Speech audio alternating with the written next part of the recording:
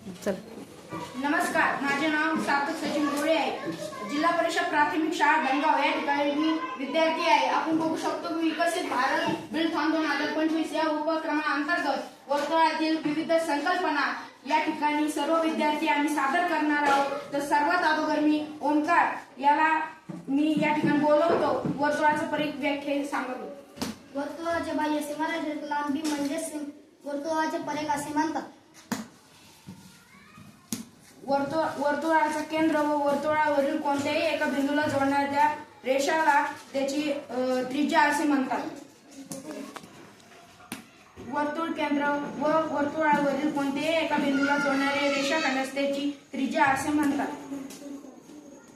वर्तुळ केंद्रातून जाणाऱ्या वर्तुळावरील कोणत्याही दोन बिंदूंना जोडणाऱ्या रेषाखंडासला व्यास असे म्हणतात. वर्तुळावरील कोणत्याही दोन बिंदूंना जोडणाऱ्या रेषाखंडास जीवा म्हणतात.